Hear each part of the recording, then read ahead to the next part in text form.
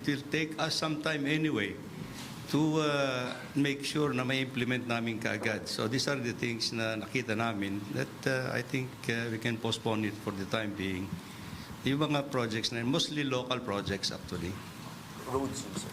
Hindi, not necessarily roads, pati may mga buildings and other local infrastructure. There are some projects that are ambiguous also that we cannot immediately implement anyway. So yun ang mga ano namin. Ace Romero, Philippine Star. May I just ask, because the President vowed to restore the budget cuts in DepEd, so how did we manage to do that?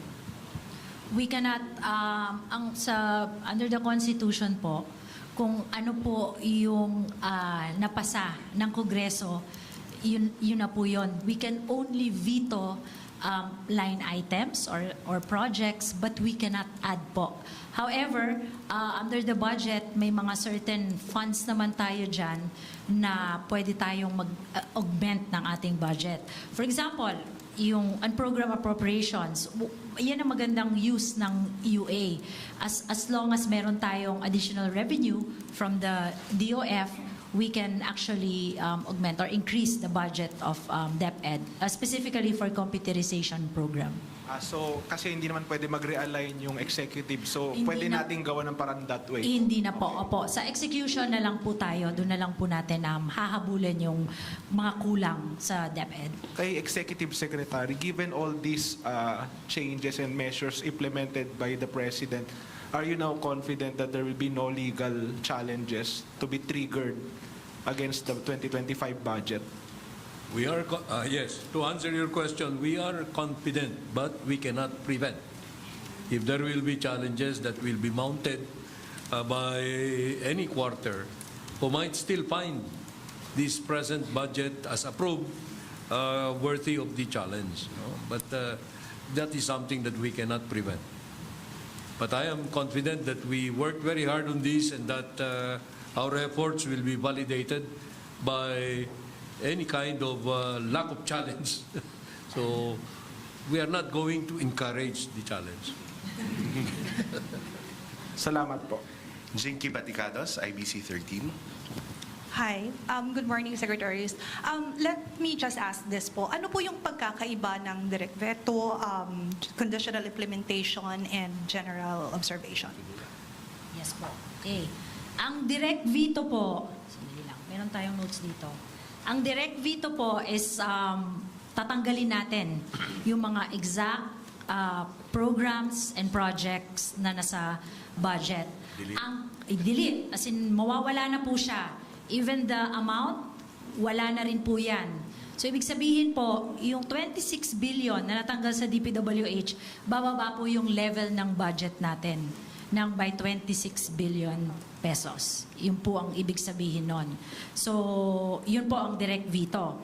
Ang conditional implementation po is hindi po natin kaagad-agad maibibigay sa kanila yung mga pondo dahil kailangan maglabas pa po tayo ng guidelines at implementing rules bago natin mailabas yan ng mga implementing agencies. So, kailangan po nila yung gawin, like yung AKAP po, kailangan umupo po ang DSWD, DOLE, at saka NEDA for the guidelines and whatever safeguards na mabuo po nila, bibigay po sa atin bago po natin ma-release yung pondo ng AKAP. Yun po ang conditional.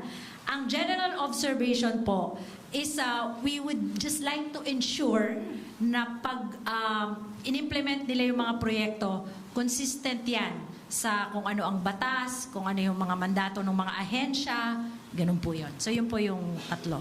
Last, Secretary, tumaas po ng 373 billion ang unprogrammed appropriations. Paano tinitiyak ng pamahalaan na sumusunod ito sa mga probisyon ng konstitusyon na nagbabawal sa Kongreso na taasan ang mga appropriation na lampas sa orihinal na mungkahi ng Pangulo? Total. Ang unprogrammed appropriations po kasi standby fund lang yan. Wala po yan katapat na revenue. Kanina po na-explain po ni Secretary Recto yan. So tuwing meron lang pong additional revenue tayong ma-realize from the Bureau of Treasury, doon lang po natin yan pwede i-release. Thank you, Secretary. Next question, Harley Valbuena, DZME. Hi, good morning.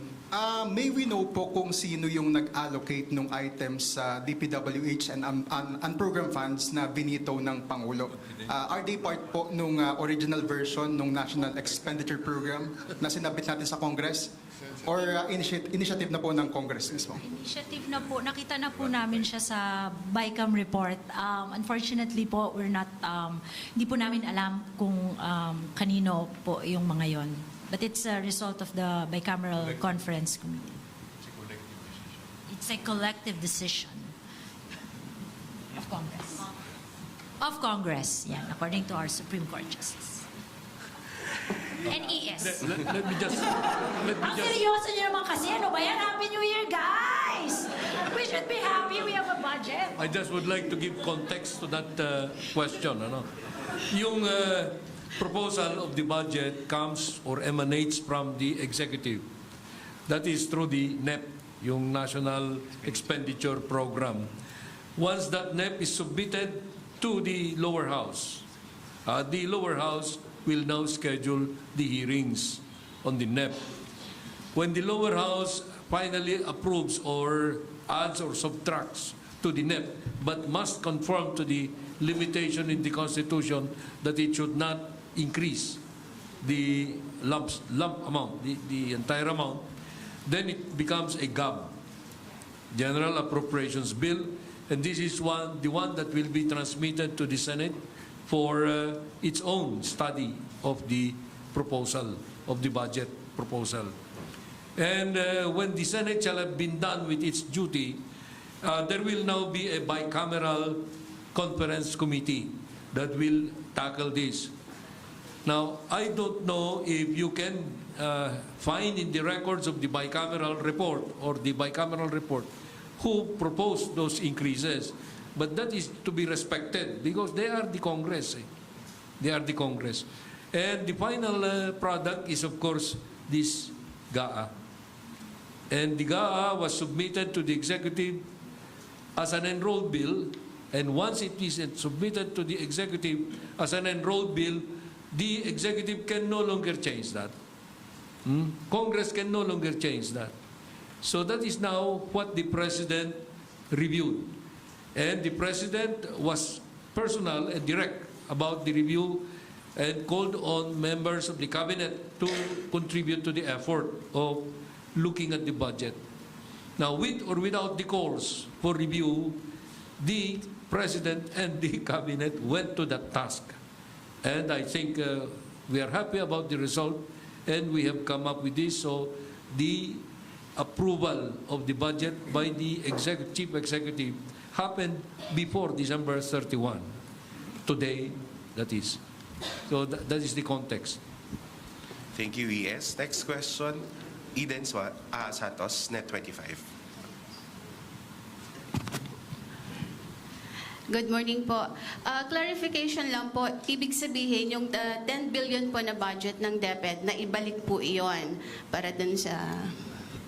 Hindi po, bawal po tayo magdagdag sa bicameral committee report. Kung ano po yung pinasa ng Kongreso, yun po. Hahanapan na lang po natin ng pondo sa pag-i-implement natin sa execution ng budget. Maybe Secretary Recto would like to. Yes, that's correct. I think the President wants to prioritize the additional spending on education, which is found in the unprogrammed portion of the budget. So if there are excess revenues, we will immediately release that part of the budget. But I'd like to say also that this is the first time in our history that you have both the education sector and the capital outlay sector of the DPWH and the DOTR to hit 1 trillion pesos. So that would augur well for the economy's growth for 2025. So meaning po, kaya tumaas yung budget ng DepEd dahil nabawasan yung DPWH para lang masabi na mas mataas. yung sinasabi po kasi natin na budget ng DepEd, it remained the same. Opo. Pero yung tumaas po kasi when we compute, education sector po ang pinag-uusapan natin doon. It's not just the budget of the Department of Education. Because you also have to consider, may CHED po, education din po yan.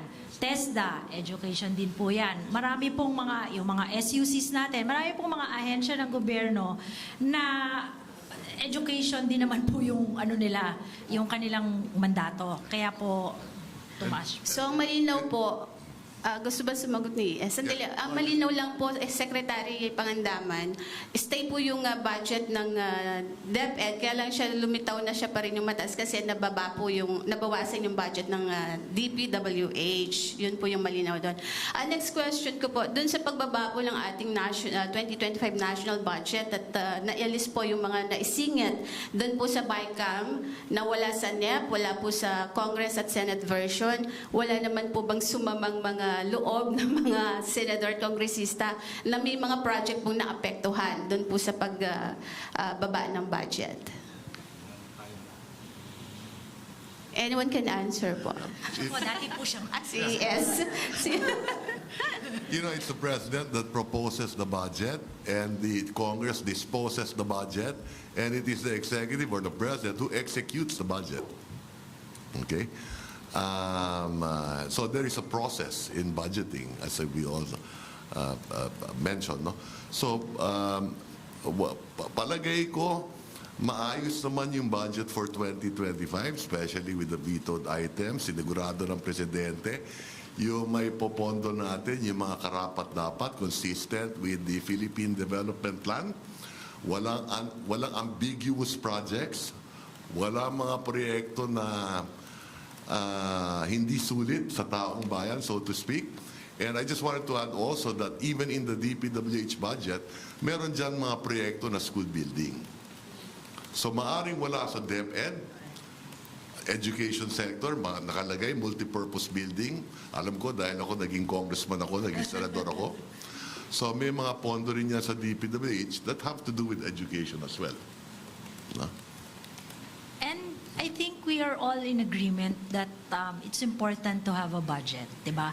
All of us, that's why we went through that process because lahat po tayo, gusto natin magkaroon tayo ng budget sa darating na taon. Ayaw po natin ng reenacted budget dahil gusto po natin tumaas ang ating ekonomiya. Hindi po tayo pwede bumalik dun sa level natin this year kasi bababa po. We all agree also that while the government expenditure is just 22% of the GDP, it also still contributes to our economy.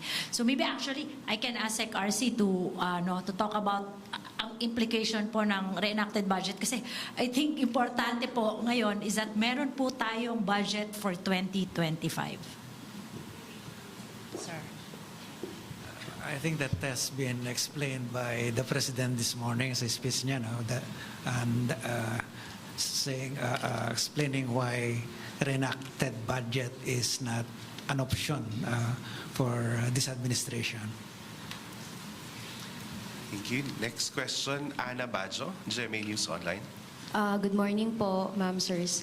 Tanong ko lang po kung natuloy po yung zero subsidy for PhilHealth under the approved budget. Again, pag wala na po sa enrolled bill, wala po siya. Hindi po natin pwede dagdagan yan. Okay.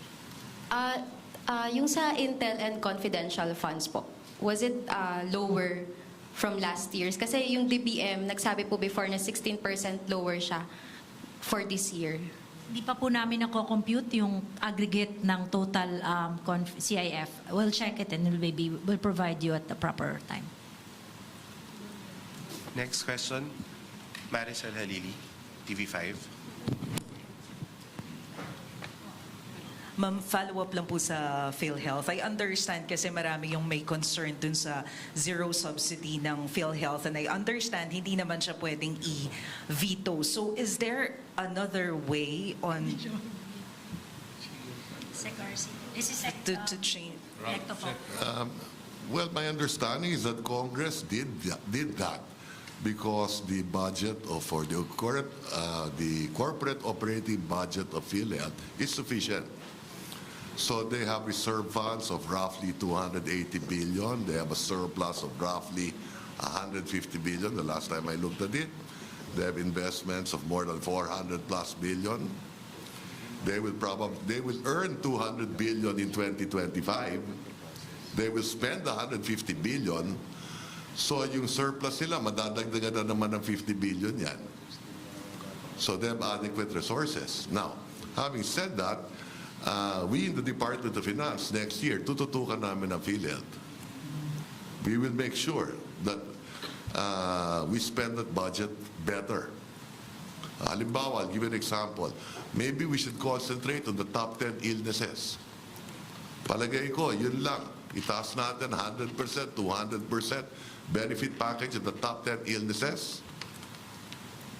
Malaking pakinabang ng taong bayan dyan. So, I don't think you have to increase 9,000 case rates. Sa panganganak pa lang, ilan ang case rate? Di ba? Alam ko sa panganganak, dalawa lang eh. Cesarean at saka hindi cesarean, di ba? Eh bakit sa PhilHealth, 20 ata yan eh. Di ba? So, tututukan namin ang PhilHealth next year. Thank you, sir. Follow-up lang po dun sa conditional implementation. Aside from ACAP, meron pa po bang ibang program under conditional implementation? Ay, yes po. 1, 2, hindi sir, marami. 1, 2, 3, 4, 5, 6, 7, 8, 9, 10, 11, 12. Mag-ano po kami, we will distribute the veto message. We'll post it in our website. No, napirma na po, pero wala pa, hindi pa nila nalalabas sa nila, sa office. Ma'am, pwede bang pa-enumerate lang ng mga highlights, yung mga in general na Yung conditional? DSWD, ACAP, DSWD OSEC also, yung Payapa at Masaganang Pamayanan Program, PAMANA. Sa DPWH OSEC, yung definition on basic infrastructure program. Meron din po sa Office of the Ombudsman, payment of retirement benefits and pension, release of payment of retirement benefits and pensions. Sa Department of Agriculture po on RCEF. Ay hindi, natanggal na pala to, no? Oo. Tapos, meron din po sa Judiciary, Supreme Court of the Philippines and the lower courts, Special Provision number 7 on maintenance and other operating expenses of the lower courts. Sa Calamity Fund, NDRRMF, National Disaster Risk Reduction, meron din pong special provision dyan na may conditional. DOF, BOC, yung Rewards and Incentive Fund. And then, sa Congress of the Philippines, Special Provision number 6, Availability of Appropriations and Cash Allocations. Yan po. Thank you, ma'am. Next question, Pia Gutierrez, ABS-CBN. Ma'am, may I know kung mayroon pong pagbabago sa budget ng Office of the President given na isa rin po sa na-criticize yung increase ng OP budget dun sa ratified version?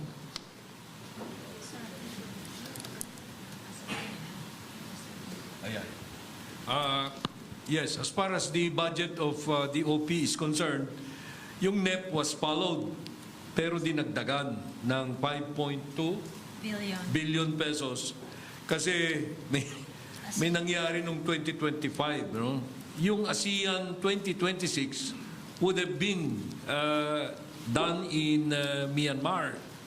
Pero biglang umayaw ang Myanmar kasi walang may gustong pumunta ron na heads of state. Because you know the problem about Myanmar. So, kung alphabetical yung sequence ng pag-hold ng ASEAN, letter P, Philippines, came next. Inako ni Presidente yan. Kasi hindi maaring payagan natin na walang ASEAN. But that's a very important part of our international relations. So, ASEAN 2026, to be hosted by the Philippines, we needed to start the work now. So, humingi kami, after the submission of the NEP, humingi kami sa Congress ng supplemental funds in addition to what we proposed for the OP sa NEP to the tune of 5.2 billion pesos for 2025. After 2025, we will ask for more, bigger, but that will be in the NEP that will be submitted in 2025 for 2026. So in short, sir, retained yung increases sa OP budget for 2025? Retained po siya? It's actually an increase over what we proposed originally sa NEP, but to the tune of 5.2 billion. Ace Romero, Philippine Star. Kay Secretary Pakandaman, as a background lang po, so the projects that were subjected to conditional implementation, if these projects, yes po, if this, sa conditional implementation po, if these projects fail to satisfy the conditions, of course there will be no release sa funds. release What po. will happen to the funds? As a background lang po. No release, wala na po.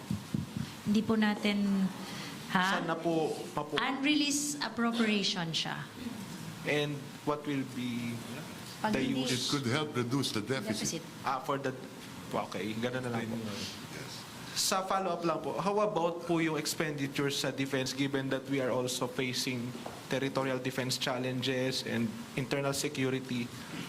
Can you give us background on what happened to defense spending?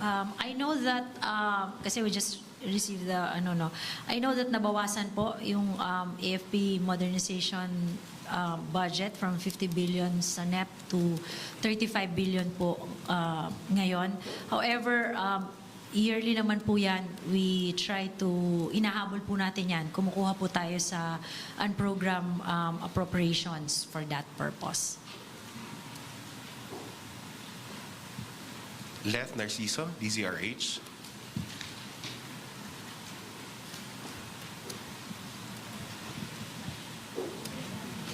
Ay, sorry. Good morning po. Binanggit rin ni Presidente sa speech niya kanina, prioridad yung agriculture sector, particular yung mga pagtugon sa mataas na presyo at para mapababa ang presyo ng pagkain lalo ng bigas. Ano pong mga programa ito?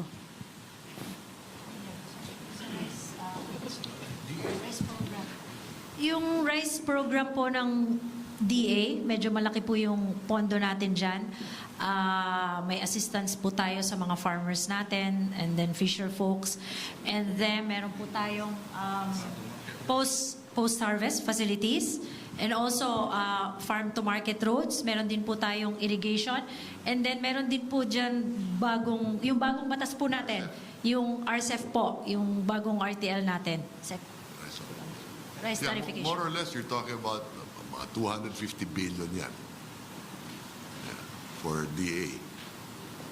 Plus this year's budget na hindi pa naman nagagastos yung lahat. So, essentially, it's a 2-year budget allocation, di ba? So the idea is to increase the productivity of your agriculture sector next year. Kompleto naman yung programa ni Secretary Kiko Laurel. And we know that rice, essentially, you need a lot of irrigation, among others. So it's properly funded. Yeah, ang agriculture po is number 6 pa rin po siya sa top 10. Annalise Soberano, Bomborazo. Sec Amina, good morning. Sinabi niyo po na bawasan yung AFP modernization na budget na 35 billion. Ano po ang napasamang project ng big ticket projects ng AFP na napasama po sa 35 billion na pondo? Wala pa yun, no? Meron po kasi tayong, umabang proseso to, meron pong approved na, ano ba yun? Horizon, ano na tayo ngayon? Horizon 3 na tayo. So may listahan po yan ng lahat ng mga kailangan natin i-purchase for the defense sector. So depende po kasi yan kung naikontrata na nung Department of National Defense. So ang ginagawa po nila usually, of course, we have to note that ano po yan, more than 1 trillion yata yung napirmahan na agreement Tama ba ako, Director? More than 1 trillion. So, because of lack of fiscal space also, naglalagay lang po tayo ng at least 50 billion, now 35 billion. So, nire-prioritize po ng Department of National Defense kung ano yung babayaran nila. Kasi medyo may proseso din po ang procurement ng defense equipment and Bea Cupin, Rappler. Good morning po. I realize this is quite advanced of a question, but have there been discussions on how we prevent a situation like this from happening again, perhaps next year, na kumbaga we had to, hold meetings over the holiday break and we had to postpone the signing because the budget that the Congress approved did not align with the budget that the President prepared?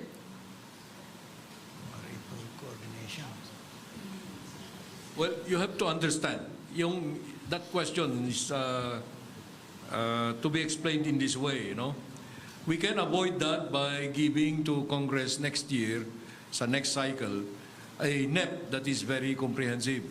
But we usually do that. Now, it will be up to the temper of the congressmen who initiate the consideration of the budget. And I hope that they will be conscientized. Because most of those that were taken off probably were, you call them insertions, but that's too simplistic. No, they have their own priorities which they could reflect into the legislative process. And that is what they did.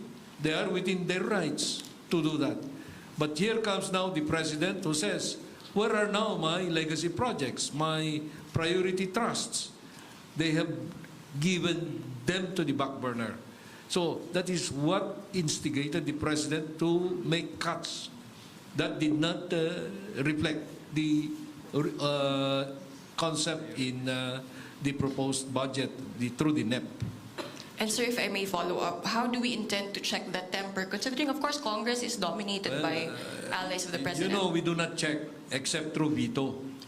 Because the enactment process is exclusive prerogative of Congress. Yung veto power of the President is the only way to check. Okay? That's post-enactment. But then we have this constitutional setup that when the President exercises his right of veto, the message could be transmitted to the Congress, to the lower house initially, because that is the originating chamber of Congress, and they could have the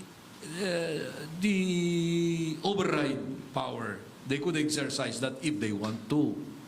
But usually in a situation like this, I don't recall that an override has ever happened.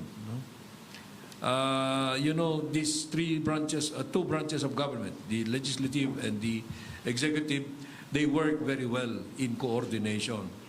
And it's only when they are at loggerheads that you can expect a direct conflict. Pero your question is the theoretical, more in the abstract. So that's not easy to answer. So part of the check and balances. Yes, checks and balances. Alvin Baltasar, Radyo Pilipinas. Good morning po, Secretaries. Just to give us an idea, gaano po ba naging kabusisi si Pangulong Marcos doon sa budget proposal? Kabusisi, gaano niya talaga binantayan, hands-on, binantayan ni Pangulo yung budget proposal after na dumaan sa BICAM? Maybe I will be the one to answer that. Yes. I assume as Executive Secretary 3 months into his administration. And I have been here since then. That was last part of September 2022. Mabusisi si Presidente mula sa umpisa.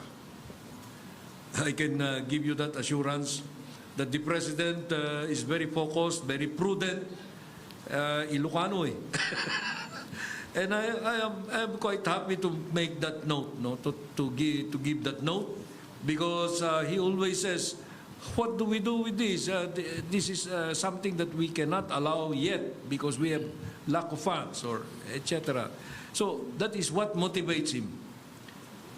Maybe people do not see how he works, but he works very much way into the night and early morning. Follow up, sorry po, Secretary. Kamuntik na kami Follow up ng po. Christmas eh. Secretary, follow up lang po. Doon po ba sa mga ibinito ng Pangulong Marcos, meron siyang personal siyang nakakita, pero meron din ba kayong nakita na mukhang kinakailangang ibito at nirekomenda niyo kay Pangulong Marcos? Well, as the chief executive, he gives us the direction. He has his own way or means of saying this is excessive, this is not something we proposed, etc. But when he said that let's take out things that did not emanate from the NEP or that exceeded the NEP or that took away from the NEP many items, etc., and redirected them, well, we have to be guided by that kind of direction. So that is when the cabinet became very useful. Yung sabi ni Secretary Bunuan just now, muntik nang hindi nagpasko. Ewan ko what he meant by that. But the cabinet and the president really acted together. You probably have seen the publications about how we went to work. The economic team, especially, because these matters are money matters. Samantalay ko na lang po kay Secretary Pangandaman. Secretary, pwede po bang paki-mention na po yung top 5 na mga government agencies na may pinakamataas na budget allocation for 2025? Of course, yung education, public works, health, DSWD, DILG, DA, DOTR, Judiciary, Dole, and Justice. Salamat po. Before we close today's briefing, may we ask Executive Secretary Bersamin for a closing statement for the Filipino people. Thank you for your questions. Wala namang softball yata na binato ninyo ngayon. Maraming salamat at nagkaroon tayo ng ganitong pagkakataon upang magkaunawaan sa ganitong bagay na napakamahalaga sa buhay ng ating bansa.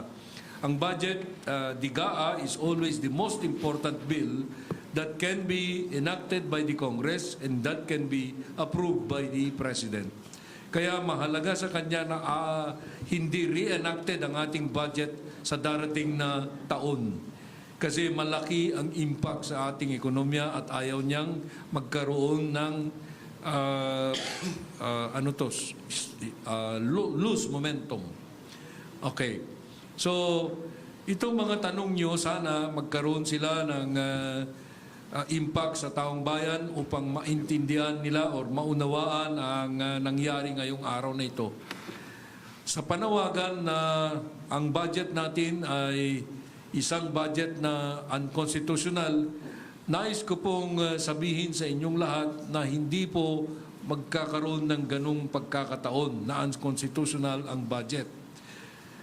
This is the interplay between the Congress and the executive branch. Yung pagsasabi na unconstitutional ito, mangyayari lamang kung may maghahain ng demanda sa judiciary, the third branch of government. Pero sa karanasan ko bilang dating miyembro ng judiciary, mahirap pong dalhin sa Supreme Court ito kung in good faith pareho yung dalawang branches of government. Pero as I said in the beginning today, this morning, hindi natin mapipigilan kung mayroong mga quarters who would still like to be heard on this issue. But I hope they should not, because that will again be distracting us. Tungkol sa PhilHealth, sinabi ng ating Pangulo kanina na walang mababawas na benepisyo, kundi madadagdagan pa. At pinaliwanag ni Secretary Ralph Recto ngayon na ang PhilHealth ay maraming resources na maaari niyang gamitin sa pagpapalago na ang benepisyo para sa mga kababayan natin. Huwag kayong mag-alala. Ang inyong executive branch ay maingat at matipid. Ay, hindi naman. ibang connotation ng matipid eh. Mabusisi sa paggamit ng ating resources. So, with that as the final say, I don't know if that is the final say, maganda ang darating na taon para sa atin dahil na-approve na yung ating budget. Happy New Year to all.